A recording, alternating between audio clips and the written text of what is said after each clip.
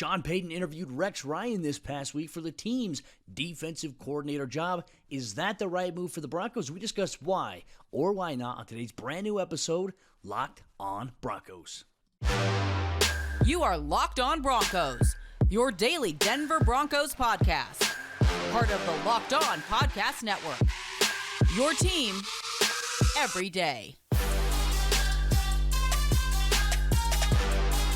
What's up, Broncos country? Welcome into a brand new episode, Locked on Broncos, your daily Denver Broncos podcast, part of the Locked on Podcast Network, your team every day. Thank you so much to everybody in Broncos country for tuning in and making Locked on Broncos your first listen of the day every single day. We're excited about what's to come here with this Broncos football team under Sean Payton, as we expect more coaching moves to happen sometime this week. You'll get all that coverage here on your favorite audio podcasting platform, or whether you watch on YouTube. So do us a favor, hit that subscribe or that follow button down below so you never miss out on a day's worth of Denver Broncos news, content, coverage, and more from the South Stands to the end zone. I'm your host, as always, Cody Roark, Broncos reporter from Mile High Sports, joined alongside, as always, by my co-host and good friend, Sayre Bedinger, Sayre expert, predominantlyorange.com. Sayre, my friend, everything's going to ramp up this week for the Broncos a little bit on the coaching staff side of things, as Sean Payton is expected to make some more moves with his coaching staff. And we'll find out, maybe, will the Broncos have a new defensive coordinator that loves football? Right, Cody. I mean, man, I think all of Broncos country, maybe the whole football world, a little shocked to find out that one of the coordinator candidates on the defensive side for Sean Payton and the Denver Broncos was Rex Ryan, who's been working in the TV biz, the entertainment biz, the last handful of years. And speaking of that, Cody, let's just say hypothetically, were he to be hired by the Denver Broncos, would HBO be coveting anybody more than the Denver Broncos for the Hard Knocks series? I don't even know if the Broncos are allowed to be on there, or if they could, change the rules to let them be on there. But Sean Payton, Russell Wilson, Rex Ryan, I mean, man, that's TV right there. But obviously, aside from TV, we care more about the football side of things. Rex Ryan hasn't coached since 2016, Cody. And beyond that, there may be other issues, I think, with the potential of bringing him in. So we know he's just one of a handful of names. Sean Payton mentioned it at Super Bowl Radio Row doing his interview circuits. He's interviewed more people than we know about for the position. Rex Ryan, obviously, being one of them. But what's your take on this? Because obviously, being out of the coaching game for 7 years now, that's a factor. What other factors are there that kind of make it? I think you and I are both on the same page, not quite on board for this fully. Well, and I think when you look at Rex Ryan, no mistake, right? I think you look back at his history, he's had some really good defenses, as a head coach, as a defensive play caller.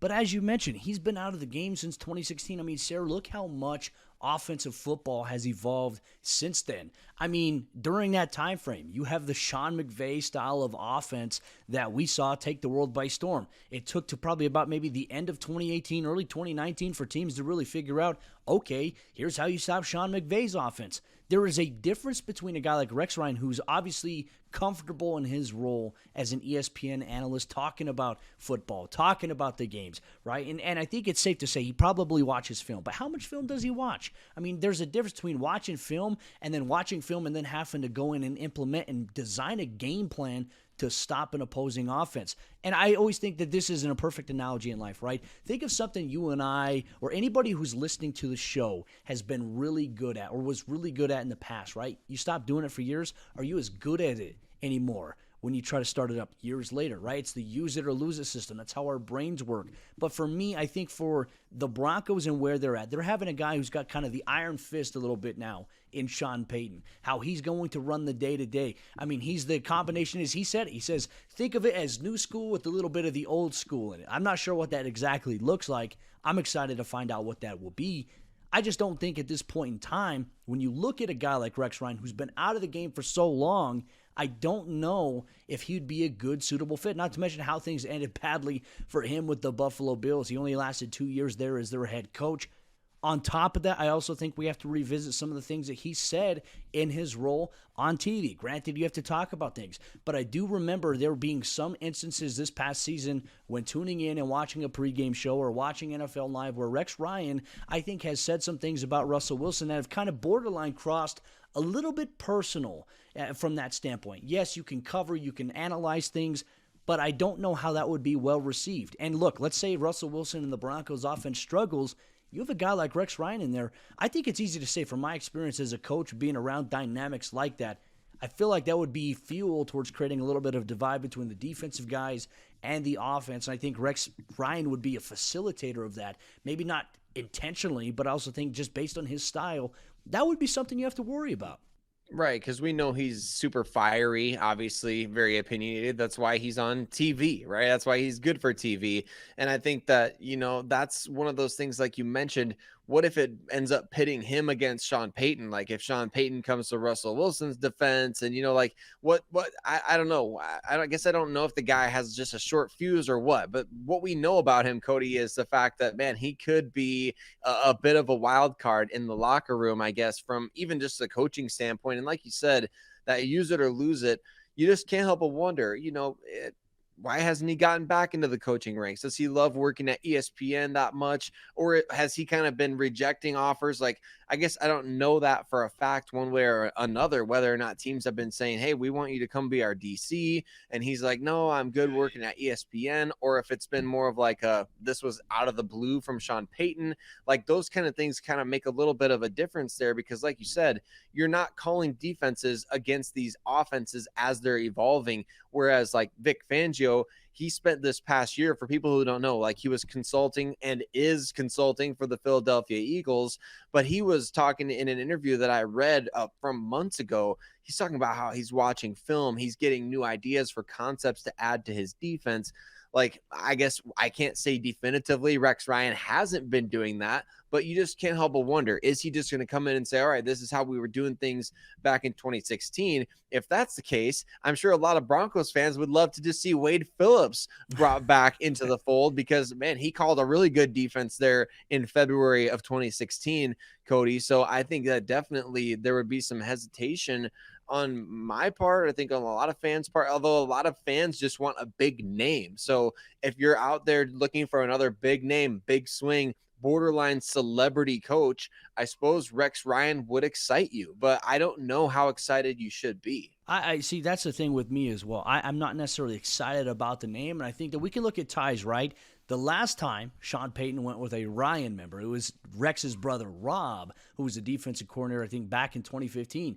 Didn't make it that long in New Orleans. He was fired in 2015 after the Saints had gotten blown out. So for me, I think you have to be sure, and I will pinpoint this. One thing that Sean Payton said that resonates with me, he said for him, he's learned over the years from some of his earlier mistakes being a head coach. He says you have to be slow to hire and fast to fire. So slow to hire to bring the right guys in, and when it's not working, you need to make a change quickly. And he did mention that, when you look at the fingerprints of a 5-12 football team, which were the Broncos last year, you have to look at where you can make changes. Who had a hand in that 5-12 season, right? It's not all just on the players. There's also some coaching, as we've delved on here.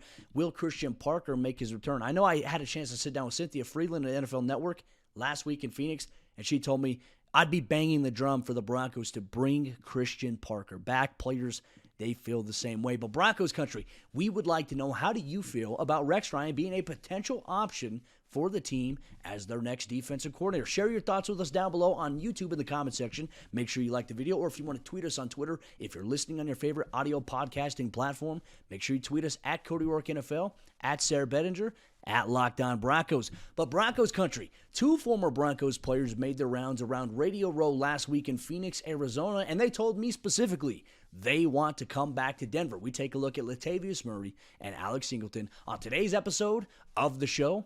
This episode is brought to you by our friends at BetterHelp. When you're at your best, you can do great things, but sometimes life gets you bogged down, and you may feel overwhelmed or like you're not showing up in the way that you want to. Working with a therapist can help you get closer to the best version of you, because when you feel empowered, you're more prepared to take on everything that life will throw at you. I've utilized BetterHelp before in the past, and I was able to sign up online. I got matched to a therapist directly. Her and I hit it off, and she helped me with my day-to-day life, because you know what? As much as I like to think I have things figured out, I don't always have the answers that I think I do. And BetterHelp is the perfect platform that will help you get back on track if you absolutely need it. If you're thinking of getting therapy a try, BetterHelp is a great option. It's convenient, flexible, affordable, and entirely online.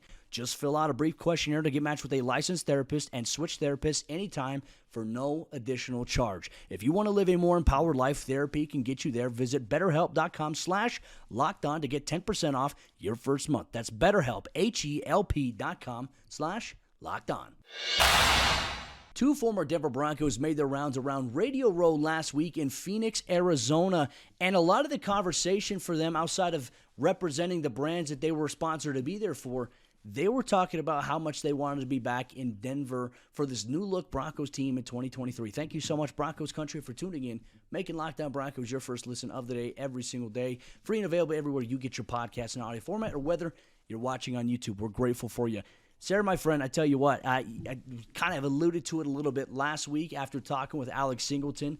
Had a chance to catch up with him, and basically, I started off the conversation by saying, hey, it was a pleasure covering you this year. I know that free agency is coming up. Who knows what that holds? I said, but it was absolutely fun covering you and watching you play football this year. And he said, hey, I appreciate that. And then he also threw in there, I'd like to return to Denver. I mean, he's mentioned how close he is with Josie Jewell. You and I have talked about this, I think, several times on the podcast as we've gone through some of our free agency previews. Those will continue. Those will ramp up as we get closer to the March 15th new league year. But I tell you what, man, Alex Singleton coming back to Denver I think would be good. Even if, let's look at it from another angle. Even if the Broncos want to look to upgrade at linebacker, I still think they should bring in Alex. I think they should too, Cody, as well as restricted free agent Jonas Griffith. I would bring those guys, could be cost effective for you, obviously highly productive, and both guys can contribute heavily on special teams. But speaking specifically to Alex Singleton, man, he had a tremendous year. I know that it wasn't necessarily the unanimous expectation going into the season, Cody, but man, he came out there and led the team in tackles. I think he had multiple 20 tackle games just all over the field. If there was a play from the opposing team, you could bet that 49 was going to come into frame one way or another. And I think the Broncos found great ways to utilize him. He came on a ton of blitzes, right? We always saw him flying through the line of scrimmage. Whether or not the other team picked it up, he helped cause some havoc for that pass rush. So I think just in terms of a guy who, man, he just plays at 1,000,000 miles an hour at all times. He's so intense, but he's very smart as well. And he works well with Josie Jewell. Not only are those guys good friends, but he works well with them. So I like the pairing. I think the Broncos probably do as well. And, it makes sense. He talked about the fact he had talks about coming back already, but they were kind of put on pause, right, until the coaching staff is all figured out and things like that. So I would venture to guess, Cody, as coaching news starts to trickle in early this week, maybe we'll start to get some more players like Alex Singleton getting re-signed to maybe some new deals. That would be ideal for Denver to kind of get those done ahead of time. Another thing I want to mention too is I think you have to factor in how much does a potential defensive coordinator change impact maybe Alex Singleton or other defensive free agents from returning, right? Because I think that a lot of what you have to do from a scheme-based standpoint is understand how your personnel fit. For me personally, I think Alex Singleton's played in a variety of different defensive schemes where I think, whether you played a 4-3, whether you played a 3-4, I think you could excel. I mean, we even saw the Broncos play a little bit of a unique style of defense against the Tennessee Titans and Derrick Henry, where they had Jonas Griffith, Josie Jewell, Alex Singleton all on the field at the same time with a 3-linebacker backfield. To me, I think that he is an interchangeable guy. And look, worst case scenario, okay, let's say the Broncos look to upgrade at linebacker in free agency or the NFL draft, someone that they believe can have even better production. You still have a guy in Singleton who can play a significant role on the special team side, which I think shouldn't be understated enough. On the other side, right, flipping to the offense, Latavius Murray, as we all know, like in Sean Payton's introductory press conference, told the story how sometime either before or after that Christmas debacle against the Rams, Latavius Murray texted Sean Payton and said, we need to find a way to get you here in Denver. And then Sean Payton's response was, be careful what you ask for Santa for. And so, I mean, obviously, as we all know, Sean Payton is now the head coach, but at Radio Row, he was at the Pat McAfee show on Friday, and I was in the crowd section right there just kind of watching the shows he was there. Latavius Murray's walking by, and then Sean Payton sees him, says, hey, come up here, brings him up on the stage and talks about how great of a player he is, how much he's loved coaching him over the years. And he's even alluded to it. We even got a name drop in his introductory press conference of Latavius Murray. Latavius wants to be back in Denver. And Sayre, I think that, you look at a lot of comments, right? Everyone's like, oh, the free agency market. You got guys like Josh Jacobs. I know we'll allude to maybe some of Sean Payton's comments in a later episode on that. You also have other guys there. You have to make contract decisions on Chase Edmonds. For me personally, I still think that you bring a guy like Latavius back. He's a downhill runner. I know everyone's saying age, but you have to protect that. I mean, that's an investment now. I think going forward in the NFL, running back is going to be looked at where you need multiple. It's not just one or two guys. You need multiple guys because, as we've seen, it is a position that is often injury-riddled because they absorb the most contact amongst anybody in the NFL. Well, and what do people say a lot of times, too, when it comes to guys retiring from the league? You want to do it a year too early before it's too late. But, man, I don't see any reason for Latavius Murray to hang up the cleats at this point, right? I mean, he's got plenty to play for. I don't believe he's ever won a Super Bowl. Not saying he's going to win one with the Denver Broncos, but look, Cody, 17-0 until we ain't, right? The Broncos are undefeated again. So I think you look at this from his vantage point of thinking, like, I was playing really well last season, like, and that wasn't an offense. Like, I didn't spend the entire offseason working in that offense. I wasn't around those guys all the time. I wasn't familiar with the blocking schemes and everything like that. But man, we saw late in the year his explosiveness. Like, this was one thing that I wrote about and we talked about a couple of times. Like, oh, Latavius Murray, not the most explosive back, but you certainly don't want to tackle 6'3", 230 out there. Well, he started to show some explosiveness down the stretch of the season, had some of the team's biggest runs of the year down there late. So a couple 100-yard games in the picture there. He can catch the ball. He can pass protect. To me, Cody, and I don't take personal offense to those who are calling him old, although I think he and I are roughly the same age. I think he's still got it. And if I were him, I would be like, look, I just came off a really nice season, a really good season. Had to go to London twice and still produced at a high level. So he, to me, is somebody that I would definitely bring back. It's not going to break the bank. He's good for your locker room. The coach loves him. He's a great contingency plan with Javonte Williams. Obviously, his status in question. It's a no-brainer to bring back Latavius Murray, and I think Sean Payton understands that. I think it's only a matter of time before we see it happen. I think his familiarity with Sean Payton inside that scheme, which I do remember Latavius Murray running for over 100 yards and 2 touchdowns against the Broncos, specifically under Sean Payton in 2020 when the Broncos got blown out by the Saints. Granted, that was the Kendall Hinton quarterback game. I'm not sure having a different quarterback there would have made a difference for the Broncos because of how that offense was designed, and Denver's defense simply just was on the field way too long. A storyline that has been true for the last 3, 4, maybe even 5 years for the Broncos. Broncos country, we are eager for your thoughts. Should Latavius Murray come back to the Broncos in 2023? Share your thoughts down below if you're watching on YouTube, or tweet us on Twitter at Cody Roark NFL, at Sayre Bedinger, at Locked On Broncos.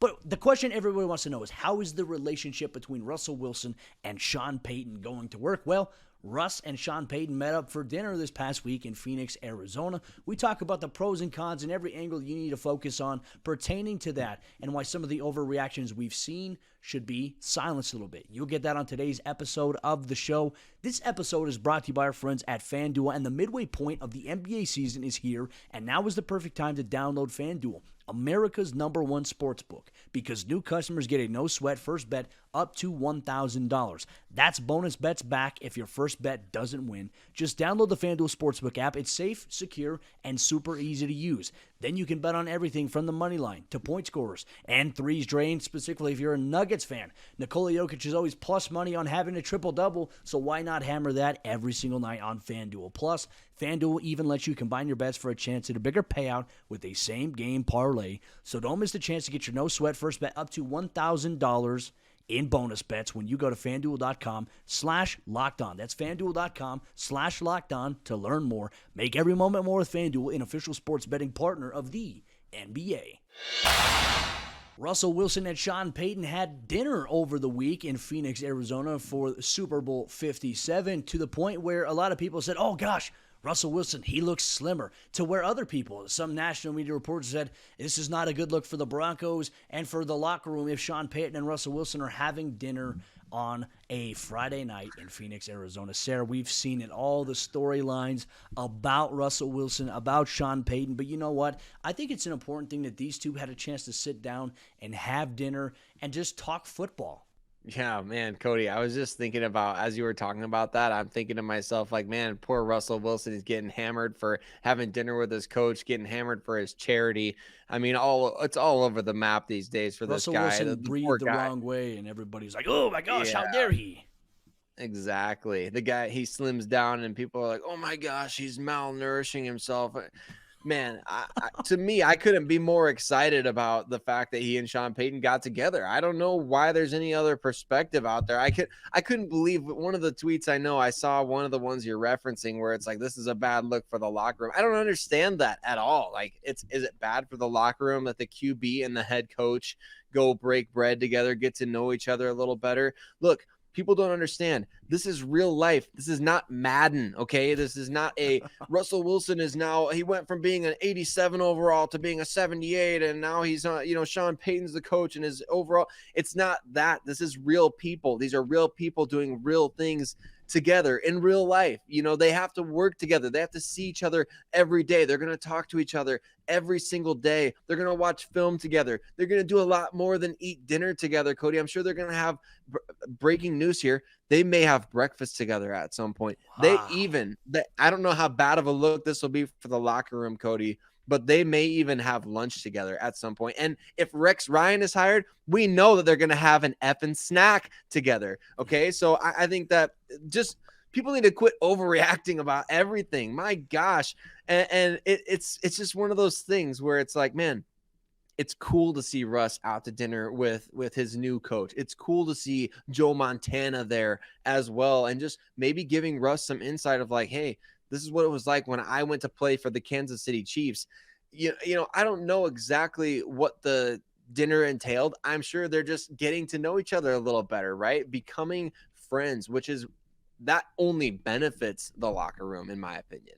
Well, and that's the thing, too, and I don't know where some of these narratives come out because, look, yes, we all know Russ struggled last year, and we know that the dynamic between he and Russell Hackett, it wasn't that great. But what I can tell you, knowing Sean Payton, look, Sean Payton is going to put his foot down on certain things. There's going to be potentially certain things that Russell Wilson did last year that Sean Payton's going to be like, hey, we're not going to do it this way, but here's why. And I think that Sean Payton has actually done a really good job.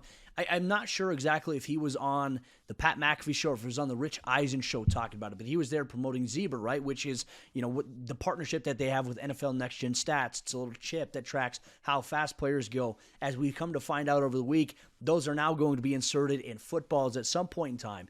But the thing that he said is, for me, my coaching style is going to be on, here's why we do it. And it's not going to be because I said so. It's because there's a scientific method to it, right? And he said something along the lines back in New Orleans, they would have these trackers, right, the zebra chips, and that their ideal standard for a practice would be that, okay, hey, wide receivers were getting at least 6 miles of total longevity in during a practice. But then he said, I look at guys like Marcus Colston, I'm like, why the heck is this guy at 8? Why does he have, or Brandon, no, it wasn't Marcus Colston. It was Brandon Cooks. My apologies. He said, why does Brandon Cooks have 8 miles on there? And he said, we need to change the way that we view how we practice. And he said, we can't overwork guys to the point where their bodies are deteriorating. So for me, it shows that Sean Payton is the fact that he's been in the game quite a long time. He's old school in some aspects. He's also embracing the new school. He doesn't want to wear guys down. And he even mentioned specifically, he says, I hate soft tissue injuries, and we need to do whatever we can to prevent that. It'll be very interesting to see maybe what they have in store. But the quicker that Russell Wilson and Sean Payton get on the same page, whether it's just a simple, meeting, maybe the dinner just entailed, hey, I'm really excited to work with you this year. Maybe they didn't talk football, right? Because obviously you mentioned Joe Montana was there, Sayre was there. This is just maybe a simple meeting where, hey, I'm excited for this year. I can't wait for us to get to work in the offseason, as we all know, because the Broncos did hire a new head coach shortly after the NFL draft. They can do some OTAs a little bit sooner than most other teams around the NFL. So there's going to be some coverage here in April that we're excited to bring to all of you in Broncos country. But for me, Sayre, Not a big deal that Russell Wilson, Sean Payton had dinner. Heck, I accept it. I welcome it. And I hope Sean Payton grabs dinner with other guys on the Broncos roster like Justin Simmons, Patrick Surtain, and others. I think that's going to be an important foundation to set. I know that Patrick Surtain is super excited about getting to know Sean Payton as well. And I can't wait to hear more. I know you got a chance to chat with him and loved listening to all your stuff from Super Bowl week, talking to our old pal Shelby Harris as well and kind of getting his perspective. He's funny, man. He's a great personality. Does he still have a podcast? Because I remember listening to him when he was with the Broncos too, and I loved listening to it, but he's fun. So I'm glad you guys got to talk. Pat Surtain, Emmanuel Sanders. I'm excited to unpack some more of what those guys had to say as this week goes along, as we continue to find out who's joining this Denver Broncos coaching staff, right? Those are the big questions right now. And I love that you brought it up earlier. Sean Payton saying he's slow to hire, quick to fire. That sounds kind of ruthless a little bit, but man, you want to be very deliberate about who you're bringing in. And like you said, you also want to make sure that, okay, we made the wrong decision. We can move on, but I mean, I think that people might read into that different ways, but I think it was a good way for him to articulate how he's approaching the process, right? And you want him to get this right. And I love that he's considering guys from all different types of backgrounds, right? Even the fact that he's interviewing Rex Ryan along with, he wanted to bring Vic Fangio on. And then we talked about Sean Desai. We've talked about other names that we don't know officially who's all been interviewed, but it's great to see the process continue. I'm excited to hear more about these conversations, and I'm excited for this week for Broncos fans. Going to be a lot of fun stuff upcoming. You mean to tell me that when something's going wrong, like when a coach says that, like I'm slow to hire, quick to fire, that's a lot of pressure on your coaches. Like a coach coming into that situation is like, hey, we have to perform. We have to have results or else I'm not going to be around long. I also think that brings out the best in some of the best coaches that you can find. It also weeds out maybe coaches who aren't ready for that job. And if Sean Payton is creating that environment where it's not just that way for players, but it is also for coaches, there will be a lot of change. If something needs to be changed, it will happen. That didn't happen under Nathaniel Hackett, and we're excited for that type of ride. I'm not going to say the ride. We're excited to see maybe what the ride that's upcoming will bring for this team. But Broncos country, thank you so much for tuning in, making Locked On Broncos your first listen of the day every single day. Sayre and I will be back tomorrow as we break down more in Dove Valley. Could there be some more coaching hires on the horizon? Could offensive coordinator be fulfilled? And could several assistants from Hackett's staff stay on? We'll keep you covered on the latest here, Locked On Broncos.